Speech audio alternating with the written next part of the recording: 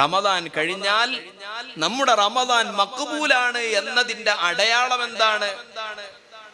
ഹസനുൽ ബസരി റളിയല്ലാഹു അൻഹുവിനോട് ചോദിച്ചു, മൽ അലാമത്തുൽ ഹജ്ജിൽ മബ്റൂർ, സ്വീകാര്യമായ ഹജ്ജിന്റെ അടയാളം എന്താന്ന് ചോദിച്ചപ്പോൾ ബഹുമാനപ്പെട്ടവർ പറഞ്ഞു കൊടുത്തത് അൻ യർജിഅൽ അബ്ദു സാഹിദൻ ഫിദ് ദുനിയാ വറാഗിബൻ ഫിൽ ആഖിറ എന്ന. ദുനിയാവിനോടുള്ള ഒരു വിരക്തി ഉണ്ടാകണം, ആഖിറത്തിനോടുള്ള ഒരു താല്പര്യവും നമ്മളെ കൽബിലുണ്ടെങ്കിൽ ആ ഹജ്ജ് സ്വീകരിച്ചിട്ടുണ്ട്, ആ ഹജ്ജ് സ്വീകരിച്ചിട്ടുണ്ട് എന്നതിന്റെ അർത്ഥം. നോമ്പിന്റെ റിസൾട്ട് എങ്ങനെ അറിയാം? നോമ്പ് സ്വീകരിച്ചിട്ടുണ്ടോ ഇല്ലേ എന്നുള്ളത് അനുകൂലമാണോ പ്രതികൂലമാണോ എന്ന് എങ്ങനെ അറിയാം? തഖ്വ നമ്മളിൽ വർദ്ധിക്കണം.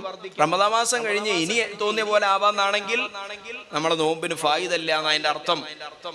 ആ നോമ്പ് സ്വീകരിക്കപ്പെടണമെങ്കിൽ നമ്മുടെ അമലുകളൊക്കെ അല്ലാഹു സുബ്ഹാനഹു വ തആല കബൂലാക്കിയതിന്റെ അടയാളങ്ങൾ പ്രകടമാവും. കബൂലാക്കിയെന്ന് ഉറപ്പ് ഖണ്ഡിതമായി നമുക്ക് പറയാൻ പറ്റില്ല, എന്നാലും അതിന്റെ അടയാളങ്ങൾ കണ്ടുകൊണ്ട് നമുക്ക് സ്വീകരിച്ചിട്ടുണ്ടോ ഇല്ലയോ എന്ന് നമുക്ക് പറയാൻ പറ്റും.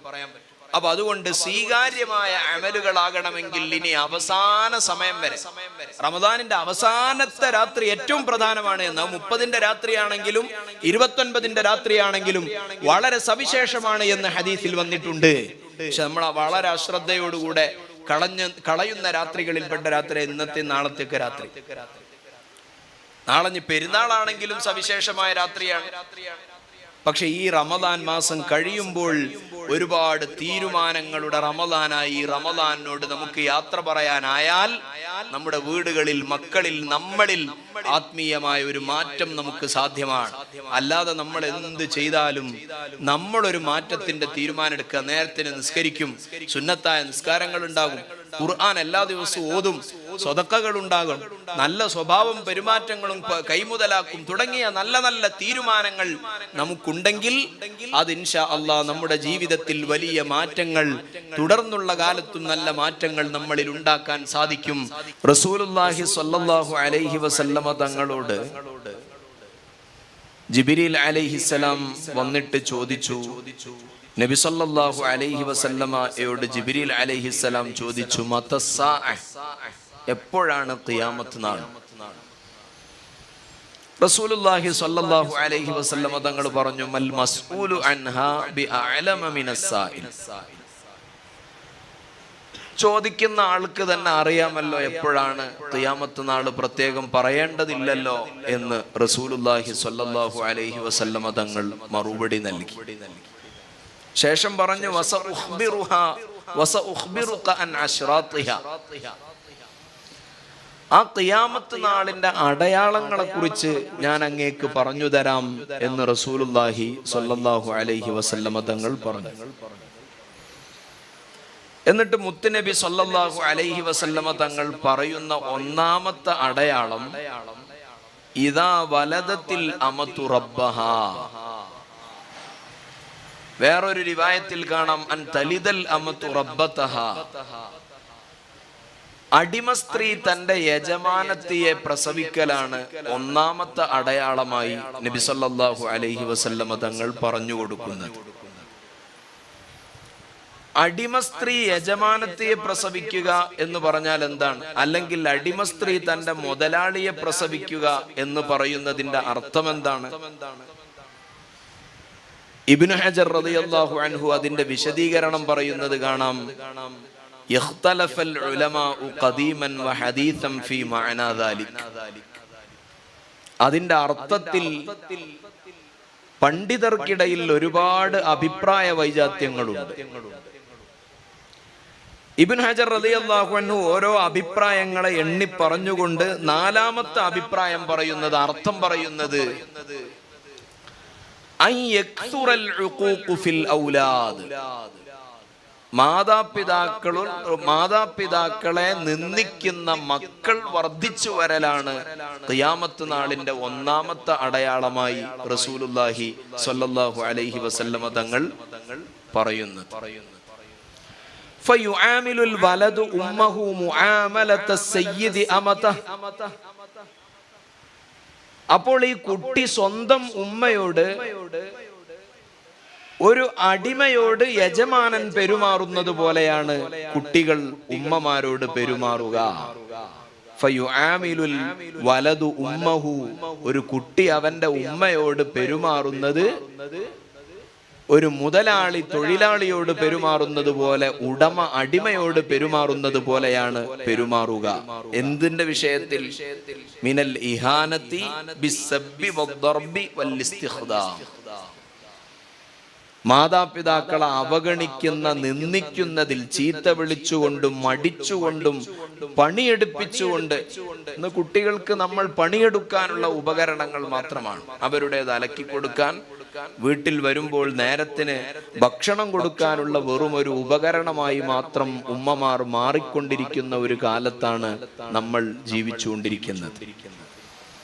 റസൂലുള്ളാഹി സ്വല്ലല്ലാഹു അലൈഹി വസല്ലമ തങ്ങൾ ഖിയാമത്ത് നാളിന്റെ അടയാളമായി, ഒന്നാമത്തെ അടയാളമായി പറയുന്നത് അൻതലിദൽ അമതു റബ്ബതഹാ, ഈ അവസ്ഥകൾ വരും എന്നാണ്. വേറൊരു റിവായത്തിൽ കാണാം വഅഖ ഉമ്മഹു വഅദ്നാ സദീഖഹു വഅഖ്സ അബാഹ്. ഖിയാമത്ത് നാളിന്റെ അടയാളമായി നബി സല്ലല്ലാഹു അലൈഹി വസല്ലമ തങ്ങൾ പറയുന്നത് ഇമാം തിർമിദി റളിയല്ലാഹു അൻഹു റിപ്പോർട്ട് ചെയ്യുന്ന ഹദീസിലുണ്ട്. ഉമ്മമാരെ നിന്ദിക്കുന്ന മക്കൾ വരും, ഖിയാമത്ത് നാളിന്റെ അടയാളം. രണ്ടാമത്തേത് വഅദ്നാ സദീഖ, എന്തിനും ഏതിനും കൂട്ടുകാർ, ഫ്രണ്ട്സ് എന്ന് പറയുന്ന ഫ്രണ്ട്സുകളെ ചുറ്റിപ്പറ്റിയുള്ള ജീവിതം നയിക്കുന്ന ഒരു തലമുറ ഖിയാമത്ത് നാളിനോടനുബന്ധമായി വരും.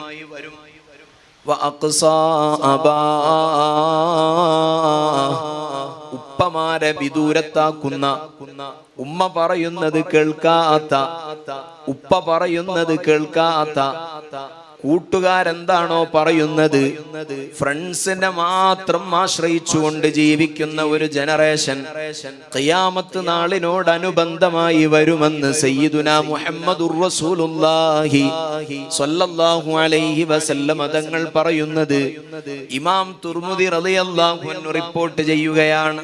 നമ്മൾ കണ്ണുകൊണ്ട് കണ്ടുകൊണ്ടിരിക്കുന്ന സംഭവങ്ങൾ 1.5 സഹസ്രാബ്ദങ്ങൾക്ക് മുമ്പ് റസൂലുള്ളാഹി സ്വല്ലല്ലാഹു അലൈഹി വസല്ലം തങ്ങൾ പറയുകയാണ്. ഇത് ഇതിനേക്കാൾ സങ്കീർണമായ അവസ്ഥകളിലേക്കാണ് പോയിക്കൊണ്ടിരിക്കുന്നത്. സമകാലികമായ നമ്മൾ കണ്ടുകൊണ്ടിരിക്കുന്ന, കേട്ടുകൊണ്ടിരിക്കുന്ന വാർത്തകൾ അതിദാരുണമാണ്.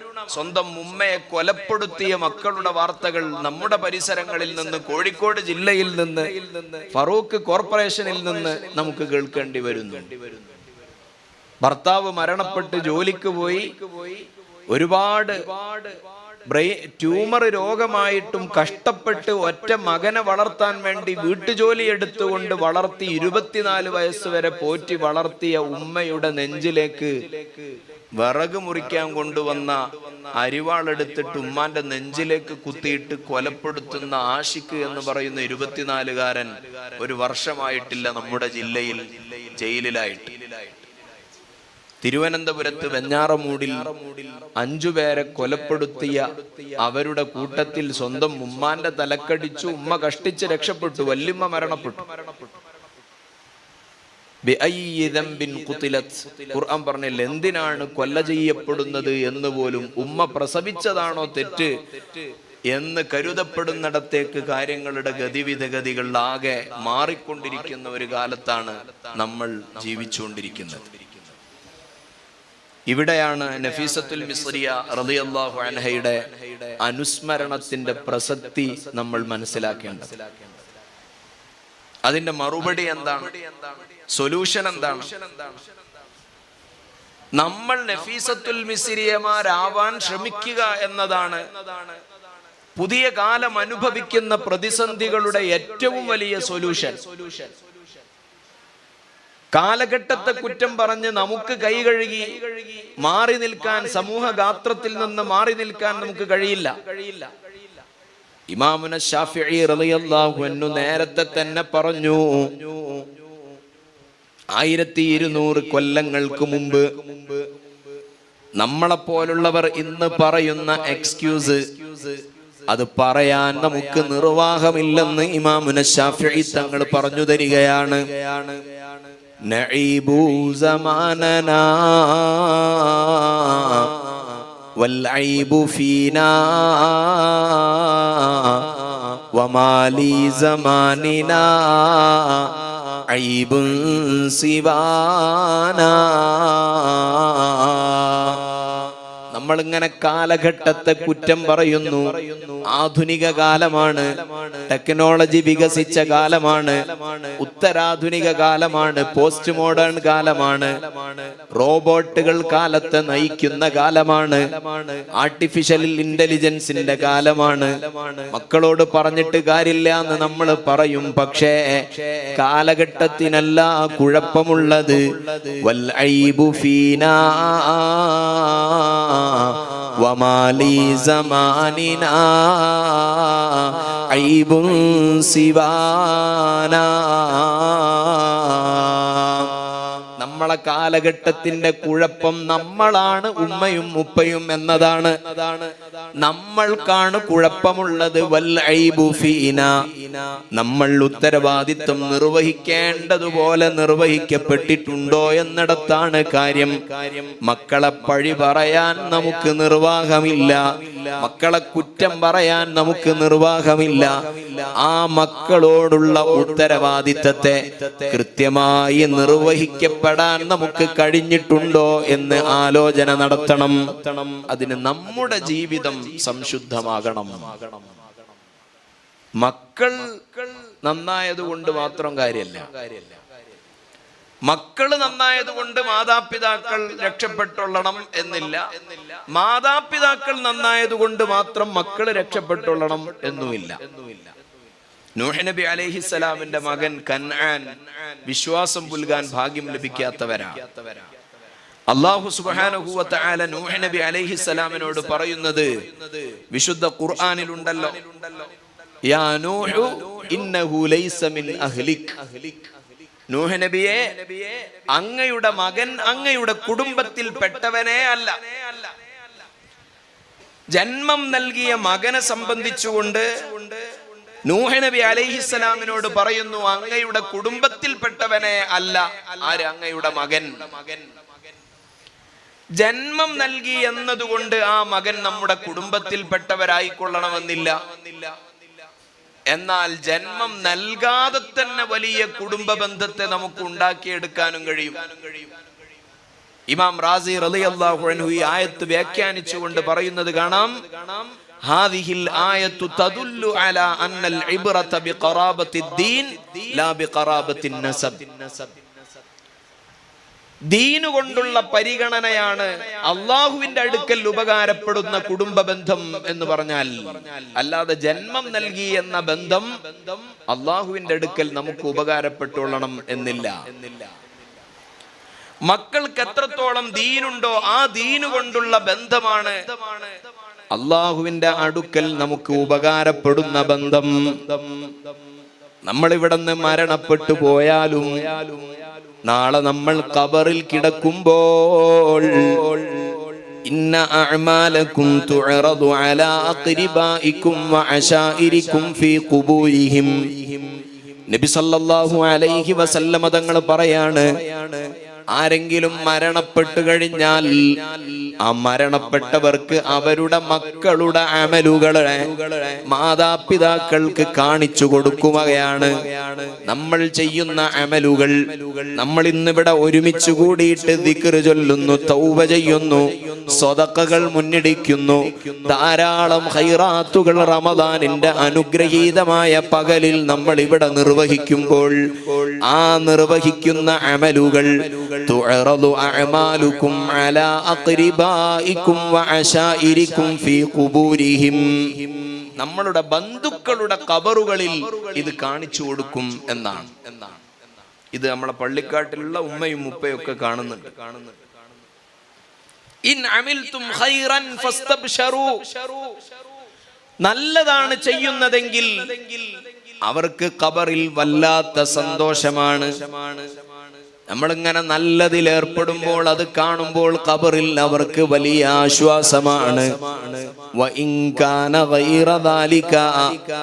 ഏതെങ്കിലും മോശപ്പെട്ട പണികളിലാണ് നമ്മൾ ഏർപ്പെടുന്നതെങ്കിൽ ഖാലു അവർ അല്ലാഹുവിനോട് പറയും അല്ലാഹുമ്മ അൽഹിംഹും മയ്യഅമലു ത്വാഅതക റബ്ബേ എൻ്റെ മകന് നല്ലത് ചെയ്യാനുള്ള ഒരു തോന്നൽ നീ ഇട്ടുകൊടുക്കണേ.